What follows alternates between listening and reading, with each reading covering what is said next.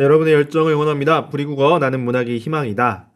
문학의 수용과 생산 단원을 공부하고 있습니다. 지난 시간에 우리 흥보가 공부했던 거 기억납니까? 판소리에 대해서 우리가 깊게 탐구해봤습니다. 자, 오늘은요, 비슷한 작품이라고도 말할 수 있으면서도 또 다른 태도를 보이고 있는 그런 작품들을 공부해 볼 건데요. 자, 흥부부부상이라고 하는 시와 무등을 보며라고 하는 시, 현대시 두 편을 공부해 보도록 할 겁니다. 흥보가에서 다루고 있는 한 주제를 이 두 작품에서도 다루고 있는데 관점의 차이가 조금 있습니다. 그 관점의 차이를 여러분이 발견해 보는 그런 시간이 되었으면 좋겠습니다. 자, 학습 목표는 무엇이냐면요. 흥부부부상과 무등을 보며 두 편의 시를 능동적으로 감상할 수 있는 안목을 기를 것이고 또 이 두 작품을 읽고 가난에 대한 자신의 생각을 밝혀보는 시간을 가져보도록 하겠습니다. 아까 같은 주제가 있다고 했잖아요. 서로 다른 관점에. 그것이 바로 가난입니다. 가난에 대해서 서로 다른 관점을 드러내고 있는 이 작품들을 보고 여러분은 어떻게 생각하는지 입장을 밝혀보는 시간을 가져볼 겁니다. 자, 지난 시간에 공부했던 흥보가의 장면인데요.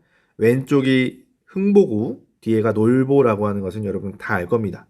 그런데 흥보가라는 작품 여러분 읽으면서 느꼈는지 모르겠습니다만은 여기서 절대적인 선이 흥보고 절대적인 악이 놀보냐 우리가 통상 그렇게 생각해 왔지만 흥보라고 하는 인물도 가만 보면 굉장히 권위적이고 남을 의식하느라 현실적이지 못하고 그런 무능력한 양반으로서의 모습을 보이고 있잖아요.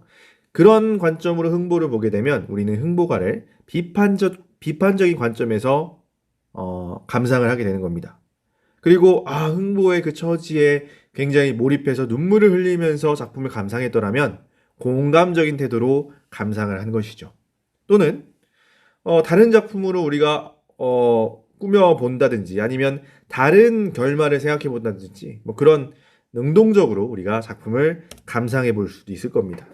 자, 그러니까 작품을 우리가 무조건 수동적으로 수용하는 것이 아니라 우리 독자들은 성숙한 독자들이라면 능동적으로 작품을 감상해 나간다는 것이죠. 그러니까 어떤 작품을 읽고 나서 작가의 의도대로 읽어 나가는 것이 아니라 자신만의 어떤 주체적인 의견을 만들어낼 수 있는 것, 그것이 어떻게 보면 문학작품 감상의 가장 이상적인 방향이라고 말할 수 있겠습니다.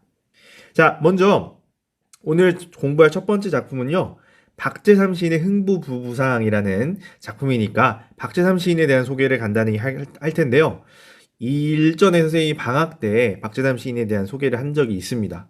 그런데 방학 때 수업을 수강하지 않은 학생들도 있으므로 박재삼 시인에 대한 소개를 간단하게 하죠. 먼저 특이한 이력이 있습니다. 태어난 곳이 도쿄입니다. 도쿄에서 태어났는데 부유한 그런 유학생의 자제로 태어난 것은 아니고요. 가난한 모래 채취를 하는 노동자였다고 해요. 아버지가. 어머니도 마찬가지였고요. 어떻게 보면 강제 노역과 같은 그런 일을 했던 분의 자녀로 태어나게 됐습니다. 가난을 안고 살았던 분이죠. 자, 이후에 유년기에 경상남도 삼천포, 그러니까 사실 도쿄에서 살았던 기억은 거의 없으실 테고요. 사천이 박재삼 시인의 진정한 고향이라고 생각하면 됩니다. 예전에 뭐 삼천포로 빠진다 할 때 그 삼천포입니다. 지금은 삼천포시와 사천시가 합쳐져서 사천시가 되었습니다. 자, 어렸을 때부터 가난했던 박재삼 시인은요, 당연히 일을 해야만 했습니다. 그런데 어린 나이에 어떤 일을 할 수 있겠습니까? 유일하게 거의 할 수 있었던 일이 바로 신문 배달입니다. 그래서 신문 배달부 소년이었던 박재삼 시인은요, 학교에도 신문 배달하잖아요. 그래서 삼천포 여자중학교에 신문 배달을 갔는데 워낙 영특하고 참 사연이 딱하니까 그 학교 선생님이 너 이렇게 어려운 일을 하지 말고 우리 학교에서 사환을 해라. 사환이 무엇이냐면 학교에 어려운 어떤 잡일 같은 것들을 해주는, 지금도 사환이 계시잖아요. 소사라고도 부르는 그 일을 하게 됩니다. 사환은 심부름꾼이라는 뜻입니다. 그래서 이 삼천포 여자중학교 사환을 하면서 평생 기억할 만한 분을 만나게 되는데 그분이 바로 누구냐면 김상옥이라는 분입니다. 이름은 굉장히 여성스러운 이름처럼 보이기도 하는데 사실은 시인입니다. 김상옥 선생님이 이 삼천포 여자중학교에서 국어를 가르치고 있는 교사였거든요. 그리고 이분은 시인이기도 했습니다. 자, 김상옥 시인의 시를 한 편 소개하자면요. 봉선화라고 하는 시가 가장 유명한데 읽어보겠습니다. 1년만 읽어볼게요. 비 오자 장독간에 봉선화 밭만 벌어 해마다 피는 꽃을 나만 두고 볼 것인가. 세세한 사연을 적어 누님께로 보내자.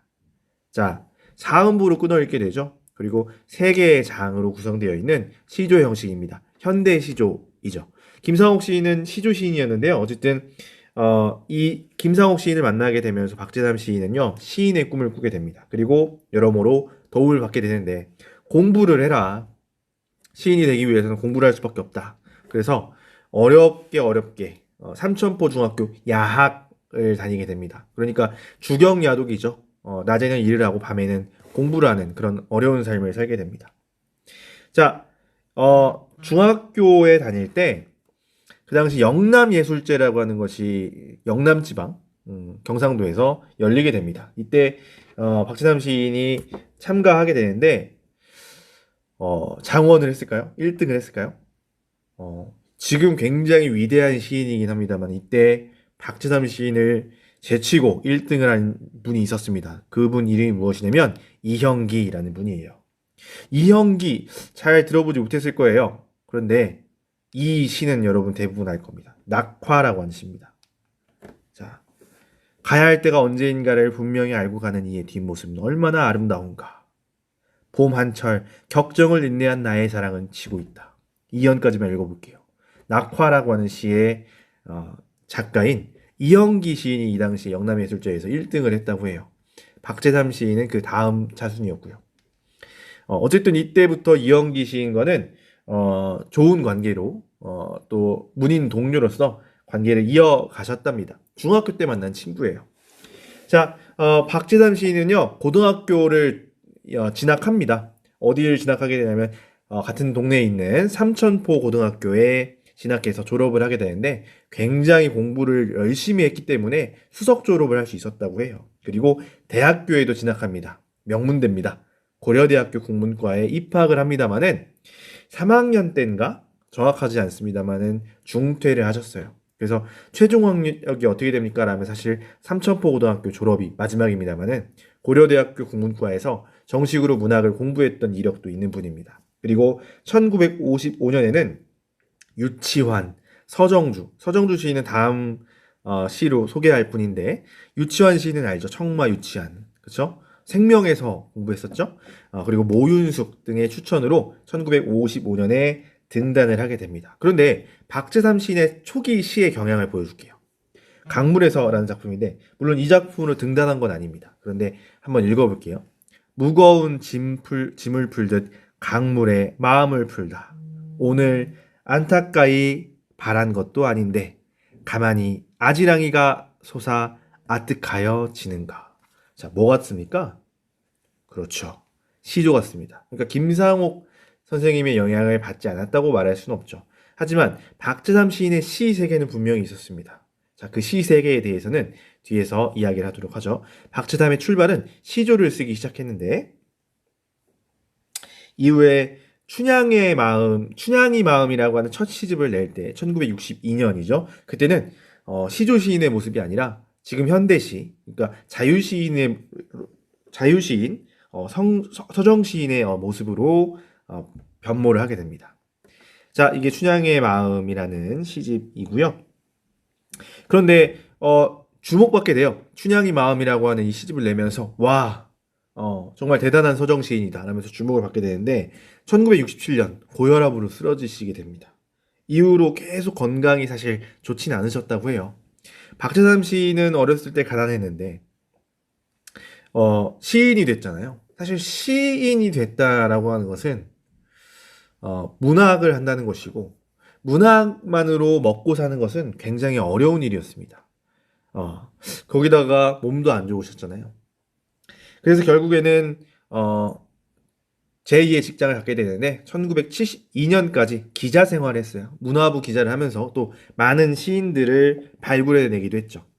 박재남 시인은 또 우리가 주목해 볼 만한 게 무엇이냐면 시를 많이 썼습니다. 다작을 하신 분이에요. 총 15권의 개인 시집을 냈을 정도로 시를 많이 쓴 분이라는 것도 여러분 알아두면 좋습니다. 그래서 좋은 시도 많아요. 오늘 공부할 흥부부부상 이외에도 너무 좋은 시가 많으니까 기회가 되면 선생님이 차츰차츰 소개하도록 하겠습니다. 박재남 시인의 시의 세계를 이야기하자면 아까 강물에서라고 하는 시를 통해서 또 얼핏 보았겠지만 박재남 시인은 좀 재래적인 정서, 그러니까 옛 전통적인 정서를 중시했습니다. 우리 민족의 가장 전통적인 정서가 무엇입니까? 라고 물어본다면 선생님은 이걸 소개하고 싶습니다. 한입니다. 그래서 김소월의 그 한의 정서, 그것을 전통적으로 잇고 있는 바로 시인이 바로 박재삼이다 라고 이야기를 합니다. 1997년에 박재삼 시인은 결국 지병으로 세상을 뜨게 되는데요. 재미있는 사실은 박재삼 시인의 고향은 삼천포고 근거지는 서울이었을 겁니다. 그런데 박재삼 시인의 묘는 공주 의당이라는 곳에 있어요. 왜 그런지 그 사연은 선생님이 나중에 기회가 되면 이야기를 할 텐데 공주 의당에 아직도 묘가 있습니다. 박재삼 시인의 박재삼 문학관은 또 사천시에 있거든요. 그래서 그 사천시에서 박재삼 시인의 묘역을 옮겨야 된다, 이장해야 된다라고 추진을 하고 있습니다만은 아직은 진행되지 않은 것으로 선생님은 알고 있습니다. 자, 그러면 박재삼 시인의 시 흥부부부상 읽어보고 해석도 해보도록 하겠습니다. 먼저 감상 포인트, 우리가 지난 시간에 공부했던 흥보가의 내용과 비교하면서 감상해 보자는 겁니다. 자, 한번 읽어보겠습니다. 흥부 부부가 박덩이를 사이에 하고 가르기 전에 건넨 웃음살을 헤아려보라. 금이 문제리 황금 벼이삭이 문제리 웃음의 물살이 반짝이며 정갈하던 그것이 확실히 문제다. 없는 떡방아 소리도 있는 듯이 드러내고 손발 다른 처짓거이끼리 같이 웃어 비추던 거울면들아. 웃다가 서로 불쌍해 서로 구슬을 나누었으리. 그러다 금시 절로 면에 온 구슬가지를 서로 부끄리며 먼 물살이 가다가 소스라쳐 반짝이듯 서로 소스라쳐 본 웃음 물살을 지었다고 헤아려 보라. 그것은 확실히 문제다. 흥부 부부가 박덩이를 사이에 하고 있는 그런 모습을 그리고 있는, 박을 타고 있는 모습을 그리고 있는 시 흥부 부부상이었습니다. 자, 그러면 분석도 해볼까요? 먼저 흥부 부부가 나옵니다. 여러분, 흥부 부부, 여러분이 알고 있는 흥부전 또는 흥보가에 나오는 그 흥부 부부 맞습니다. 고전 속의 인물을 끌어다 쓰는 것이죠. 이런 표현 방법을 우리는 인유법이라고도 부르기도 합니다. 인이 바로 인용하다 할 때 인이에요. 끌 인자죠. 자, 그리고 이 흥부 부부는요, 시적 화자가 아니라 시적 대상으로서 존재하죠. 시적 대상이 더 중요한 시들도 많이 있다는 점 알아둬야 됩니다. 자, 박덩이를 사이에 하고 딱 흥부 부부가 마주보고 있는 이미지를 여러분 머릿속에, 마음속에 떠올려 보십시오. 그리고 그 둘이 표정이 어떻습니까? 웃음살을 서로 건넵니다. 자, 그러니까 여기서 우리 보이는 것은 뭐냐면 우리나라 사람이라면 흥부전 다 알잖아요. 근데 흥부 부부가 그 가난 속에서도 웃음을 잃지 않고 있는 모습, 얼마나 아름답습니까? 그런 장면을 그리고 있습니다. 그래서 그 둘은 낙천적 삶의 자세를 가지고 있구나 라는 것을 여기서 유추해낼 수 있죠. 자, 여기서 화자는 무엇을 이야기하냐면 금이 문제리 황금 벼이삭이 문제리 라면서 의문의 형태를 띠고 있습니다. 이 말은 문제다, 문제가 아니다, 문제가 아니다라고 하는 서리적 표현이죠. 금도 황금 벼이삭도 문제가 아니다. 그럼 금과 황금 벼이삭이 상징하는 바는 무엇이냐? 바로 물질적 가치죠. 물질적인 풍요는 전혀 중요하지 않다라고 이야기를 하고 있는 부분이라고 보면 되겠습니다. 자, 그런데 무엇이 중요하다라고 이야기를 하느냐? 웃음의 물살이 반짝이며 정갈하던 그것이 확실히 문제다. 금과 황금 벼이삭, 물질적 풍요는 문제가 아니다. 중요하지 않다. 뭐가 중요하다? 웃음의 물살이 중요하다. 그래서 웃음의 물살은 금과 황금 벼이삭과는 대조적인 시어라고 볼 수 있습니다. 자, 근데 여기서 우리 또 알아볼 수 있는 표현은 뭐냐면요. 웃음을 뭐에다가 비유하고 있죠? 물살에 대해 비유하고 있는 거예요. 그렇죠? 이거 엄밀히 말하면 비유죠. 정확하게 은유입니다. 그렇죠? 웃음을 물살에다가 지금 빗대고 있는데 직접적인 표현을 쓰지 않고 있으니까 은유법이다 라고 이야기할 수 있는 겁니다. 자, 여기서 웃음의 물살은 물질적 풍요와 대조되는 개념이기 때문에 물질에 반대하면 정신적인 것, 그죠? 정신적인 풍요가 그것이 확실히 문제다, 중요하다라는 단정적 어조가 드러나고 있습니다. 자, 그럼 다음 부분 보도록 하겠습니다. 자, 떡방한 소리가 있습니까? 떡방한 소리가 없대요. 이것은 물질적으로 빈곤한 모습을 보이는 것이라면, 그런데 그 물질적 빈곤 속에서도 떡방한 소리가 안 들리는데 있는 듯이 드러낸대요. 드러낸대. 이것은 무엇이냐면 정신적으로 극복한다는 거지. 실제는 없지만 있는 것처럼 생각하는 것. 그 정신적으로 극복이 가능하려면 정신적으로는 넉넉하고 낙천적인 성품을 갖고 있어야 됩니다. 그렇죠? 자, 손발 다른 처지끼리. 자, 누굽니까? 흥부 부부 또는 흥부 가족들을 모두 일컫는 말이겠죠. 자, 함께 고생한 모습이에요. 손발이 왜 달아있겠습니까? 왜 손이 거칠겠어요? 그렇죠? 서로 함께 고생했기 때문이겠죠. 자, 같이 웃어 비추던 거울면들아 라고 했는데, 거울을 보면 여러분의 얼굴이 그 거울 상이 메시잖아요. 그렇죠? 닮아 있잖아. 닮은 게 아니라 똑같죠. 그러니까 흥부 부부가 서로 마주보고 있는 모습을 거울면을 보고 있는 것처럼 이야기하는데, 서로가 닮아 있는 모습을 이야기하는 것이고, 닮아 있다라고 하는 것은 사랑하면 닮게 된다는 말이 있듯이 서로 이해하고 사랑하는 모습을 보여주고 있다는 것입니다. 자, 그런데 내 얼굴을 봤을 때는 사실 그런 느낌이 안 들지만 상대 배우자가 고생하고 있는 모습을 보면 어떤 느낌이 들까요? 딱하고 미안한 마음, 잘해주지 못해서 미안한 마음 같은 게 들지 않을까요? 그래서 서로 웃다가 서로 불쌍한 마음까지 듭니다. 연민의 감정이죠. 정확하게 연민입니다. 불쌍하다, 연민이죠. 그래서 구슬을 나눴대. 야, 그러면 주머니 속에 실제 구슬이 있어가지고 좋은 보석이 있어서 이걸 서로 주고받았다고? 그동안 사기친 거야? 그게 아니고, 여기서의 구슬은 뭘 일컫는 말이겠습니까? 여러분 유추가 되잖아요. 구슬은 뭡니까? 눈물입니다. 눈물방울이 구슬처럼, 그죠? 뚜루루 흐르는 모습입니다. 그래서 그 연민의 감정이 지금 눈물로 구체화된 거예요. 그리고 구슬이라고 표현했으니까 눈물을 은유법이 사용된 부분이라고도 말할 수 있습니다. 근데 금시 절로 면해온 구슬까지 서로 부끄리며, 그러니까 상대방이 지금 저렇게 웃으면서 이 박을 타고 있는데 내가 지금 눈물 흘리고 있으면 안 되지, 정신 번쩍 차리는 겁니다. 그래서 눈을 막 이렇게 눈물을 훔치는 것이죠. 그 다음, 먼 물살이 가다가 소스라쳐 반짝이듯 이라는 표현을 쓰고 있는데, 뭐뭐 하듯 직유법입니다. 그쵸? 그래서 서로 소스라쳐서 놀라는 그런 모습을 물살이 가다가 막 반짝하는 그 모습에 비유를 하고 있다라고 보면 되겠습니다. 자, 그래서 다시 깜짝 놀라고 눈물을 잠깐 흘리려다가 다시 본 웃음 물살을 지었다. 본 웃음. 그러니까 본래의 웃음을 다시 지었다라는 뜻이고요. 여기서의 웃음은 눈물을 극복하고 난 후에 진정한 웃음이에요. 그죠? 그래서 정신적으로 극복한 모습이고 풍요로운 그 화자의 모습을 그리고 있다. 시적 대상 흥부 부부의 모습을 그리고 있다라는 점에서 인상적입니다. 그러니까 흥부 부부가 굉장히 가난한 모습을 그리고 있는 모습이 흥부 부부상인데, 흥부가와는 좀 다르죠. 아까 선생님이 질문했습니다.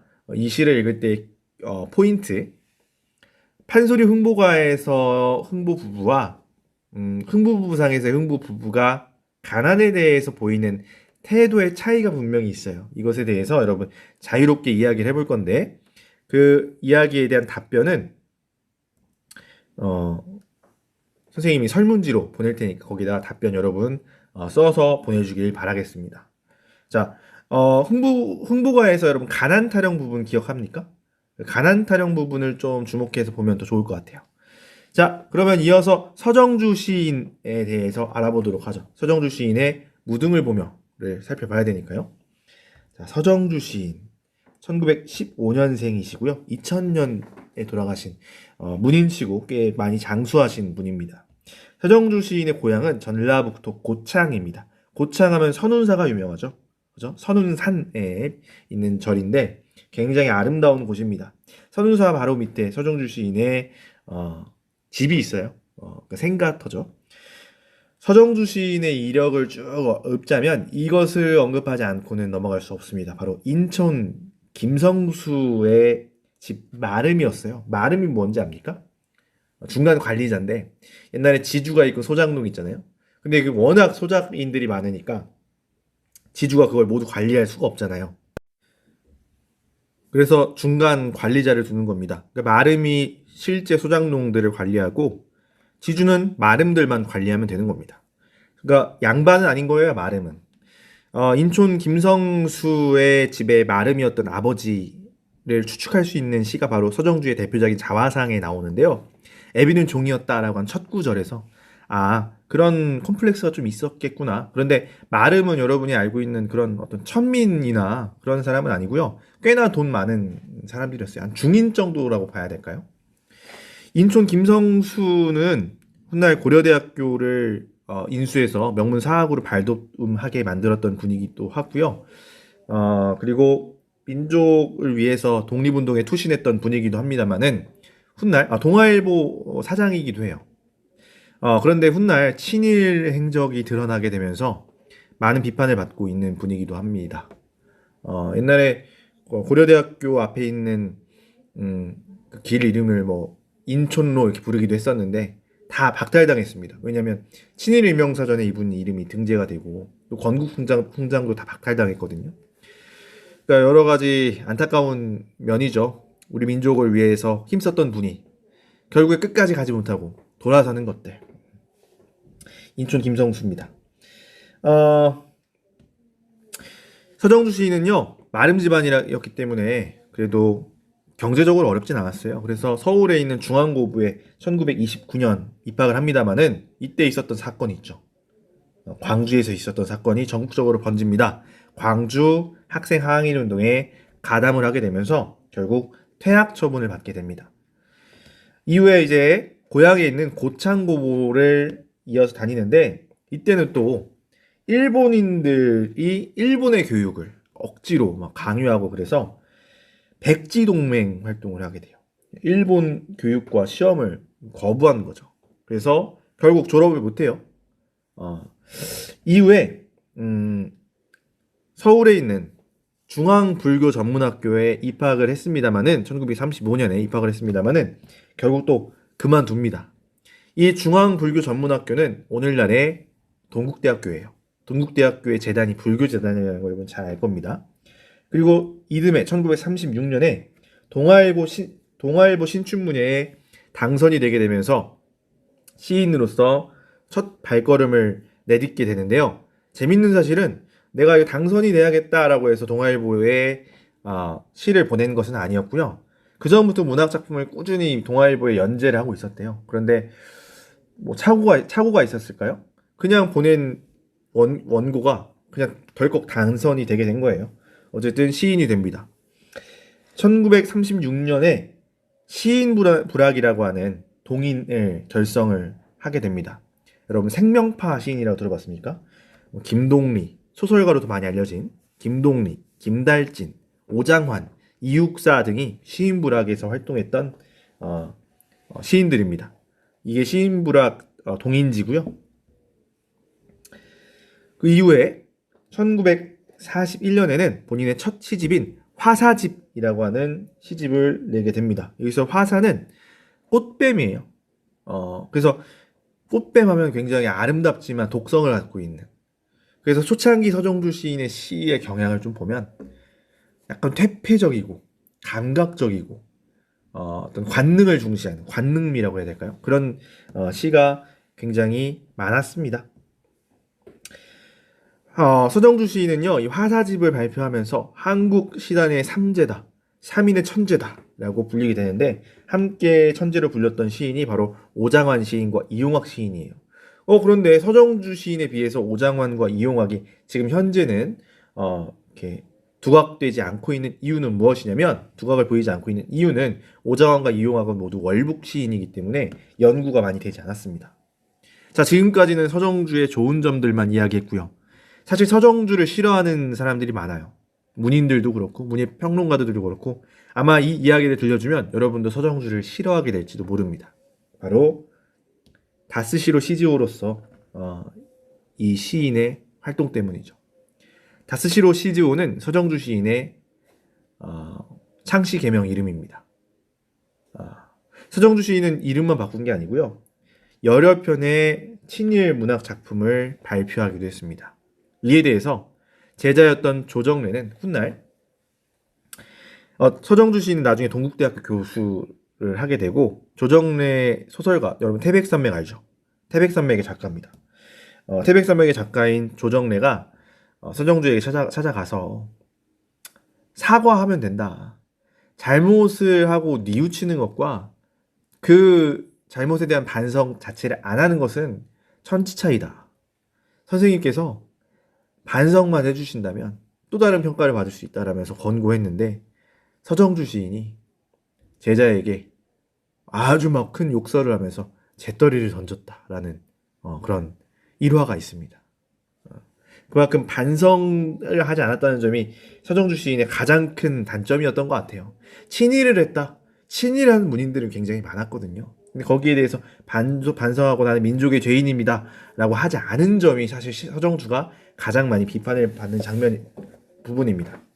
서정주는 그래서 나중에 반민족특별법위원회에 끌려가서 재판을 실제로 받기도 합니다. 이때 서정주 시인이 실제로 했던 말이 유명한 영화에서 인용되기도 하죠.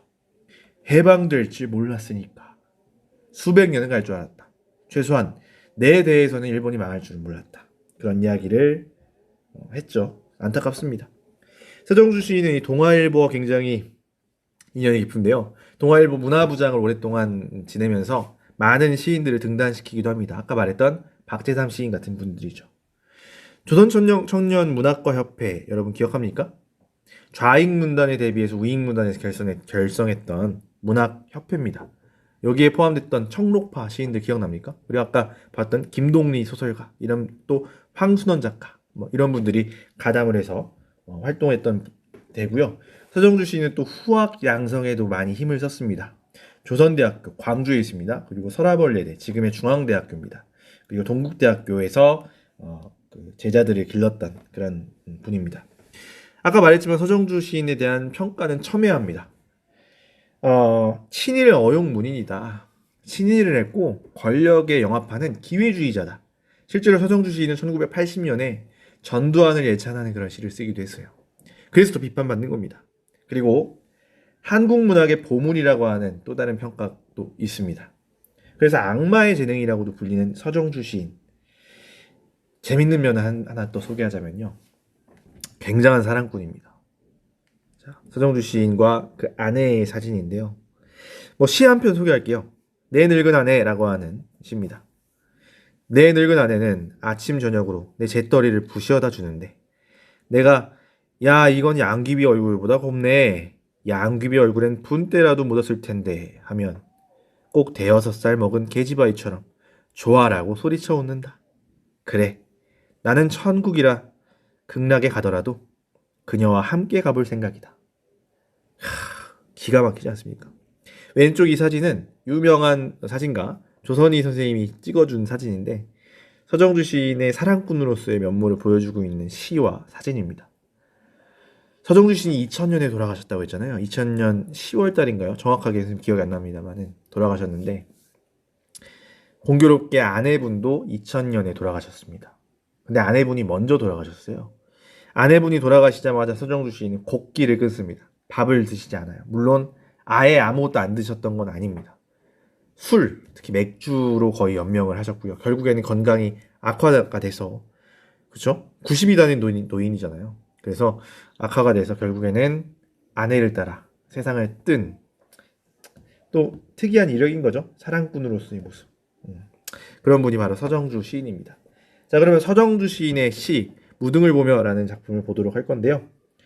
무등을 보며 한국전쟁 당시에 쓰였던 시입니다.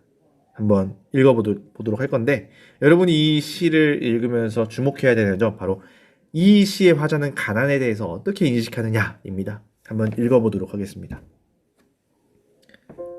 가난이야 한낱 남루에 지나지 않는다. 저 눈부신 햇빛 속에 갈매빛의 등성이를 드러내고 서 있는 여름산 같은 우리들의 타고난 살결, 타고난 마음씨까지야 다 가릴 수 있으랴. 청산이 그 무릎 아래 질환을 기르듯 우리는 우리 새끼들을 기를 수밖에 없다.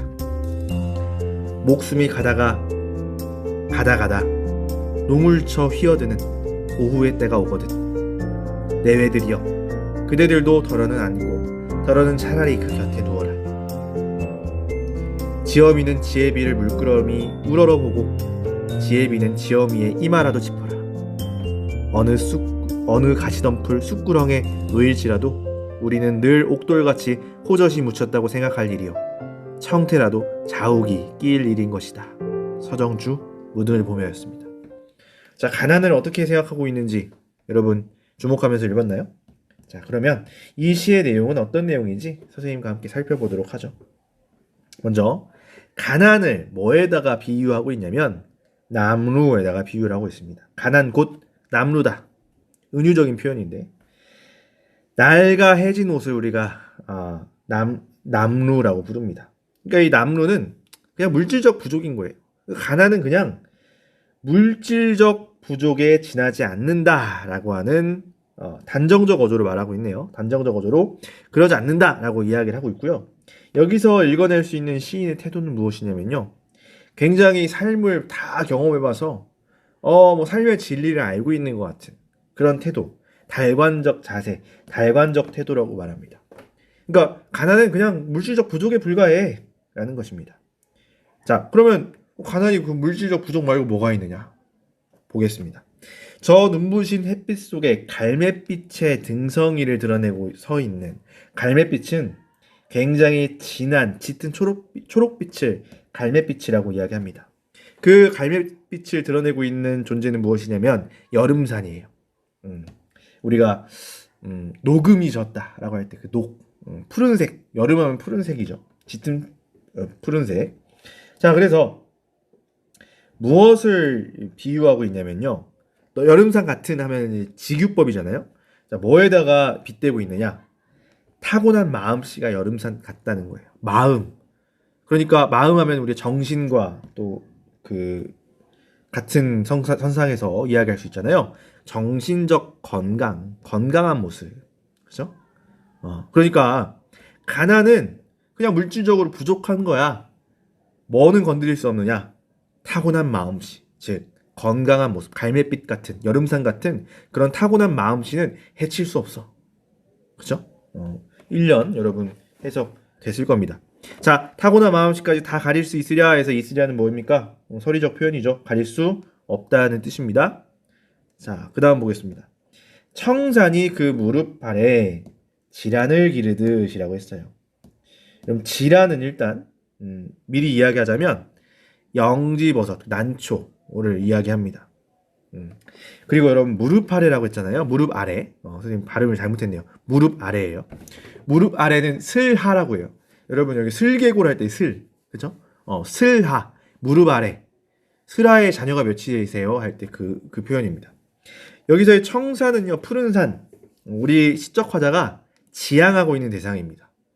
청산도, 청산별곡에서도 지향의 대상이었듯이 여기서도 지향의 대상인데, 시의 제목을 생각한다면 이곳은 무등산이죠. 무등산을 보면서 쓴 시일 테니까요. 자, 그 청산은 지란, 그러니까 영지버섯, 난초 이런 것들을 기른대요. 근데 기르듯이라고 얘기했으니까 이것도 직유법입니다. 자, 지란은 뭘 빗대고 있는 거냐면 우리 새끼들을 빗대고 있는 거예요. 자녀들이죠.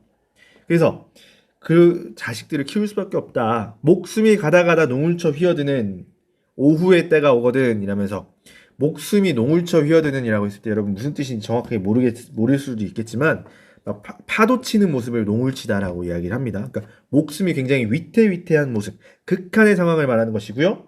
그리고 그 오후의 때가 바로 극한의 상황의 절정 상황인 것 같아요. 굶주림의 시간이죠. 근데 오후의 때가 왜 굶주림의 시간이냐, 이것은 우리가 상상해 볼 수밖에 없는데, 여러분 때가 되면은 다 밥을 먹잖아요. 아침밥 먹고 점심 먹고 저녁 먹고 삼시세끼, 거기다가 야식까지 먹어요, 여러분. 그래서 배고플 겨를이 별로 없습니다. 그런데 과거에 이거 한국전쟁기잖아요, 그죠? 그 당시에는 우리가 밥을 제대로 먹을 수 있었을까? 하루에 한 끼 먹기도 쉽지 않았을 겁니다. 그러면 가장 배고픈 시간이 언제겠습니까? 오후죠. 저녁 때. 그죠? 배를 골아야 될 수밖에 없는 그 시간대. 그 굶주림의 시간이 오거든. 내외들이여, 내외 부부를 여러분 표현하는 것인 거 아시죠? 제유법입니다. 그쵸? 그리고 내외들이여라고 불렀으니까 돈호법이 쓰이기도 했네요. 내외들이여 그대들도 덜어는 앉고 덜어 차라리 그 곁에 누워라. 그러니까 부부가 서로 앉고 서로 옆에 누워 있는 모습을 여러분 상상해 보면 됩니다. 그러면서 하는 말. 지엄이는 지혜비를 물끄러미 우러러보고 지혜비는 지엄이의 이마라도 짚어라. 문장 구조가 비슷하죠? 그래서 대꾸법이 쓰였다고도 볼 수 있는데 지엄이는 어떻게 하래요? 지혜비를 우러러보고 지혜비는 이마를 짚어주래요.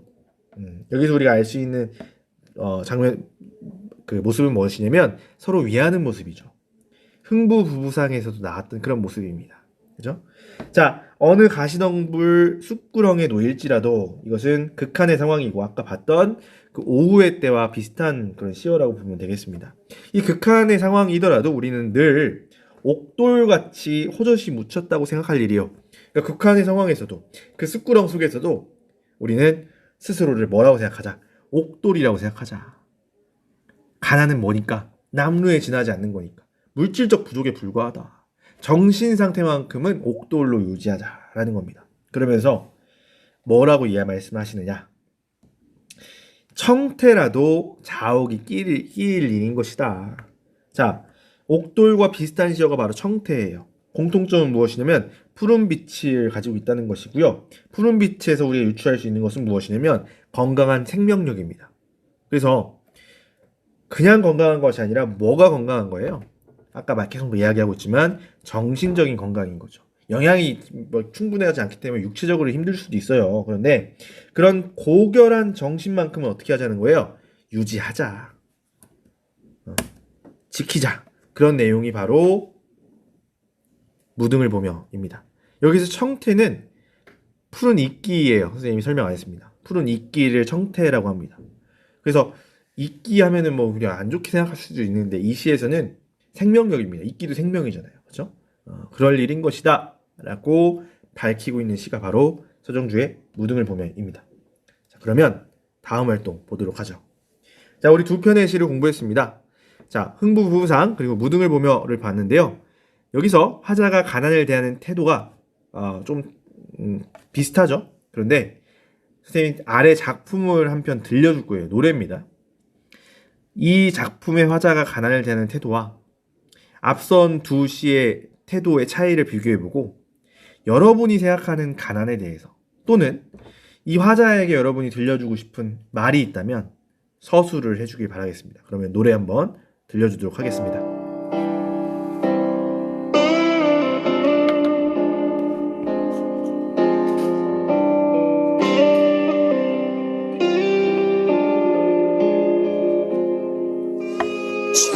잘해주려고 묻어나게 했어도 더 이상 너는 못 참나 봐.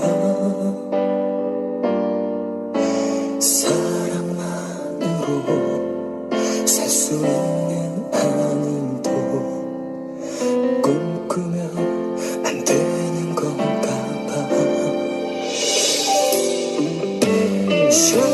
잘해보려고 미련하게 뗐어도 이제는 내가 참 있나봐. 마음만으로 할 수 있는 사랑도 세상엔 없는 것인가 봐.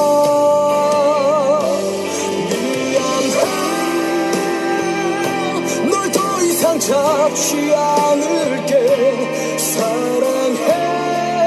그래도 너를 보낼게.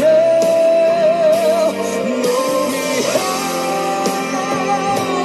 하나도 해줄게 없는 가난한 사랑은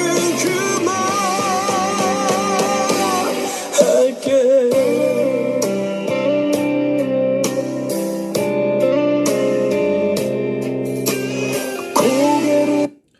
자, 노래는 여기까지만 듣도록 하겠습니다.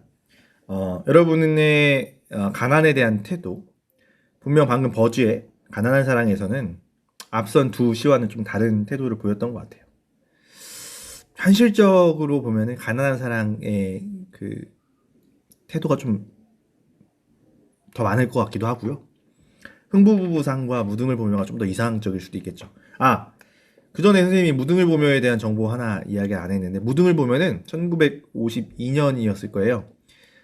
서정주 시인이 광주에 있는 조선대학교 교수를 하고 있을 때예요. 그 당시에는 교수도 사실 벌이가 넉넉지 않았습니다. 그 당시에 썼던 시입니다. 그래서 굳이 서정주 시인의 고향이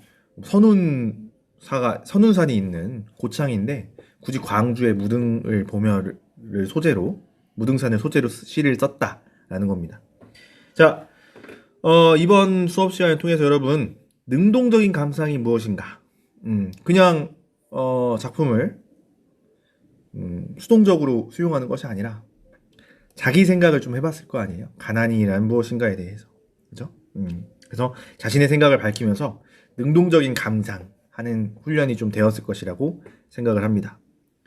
자, 수업 마치고요. 다음 시간에는요, 박완서 작가의 엄마의 말뚝 공부하도록 하겠습니다. 굉장히 좋은 작품이니까 기대해도 좋습니다. 자, 오늘 공부하느라 고생 많았고요. 여러분의 열정을 응원합니다.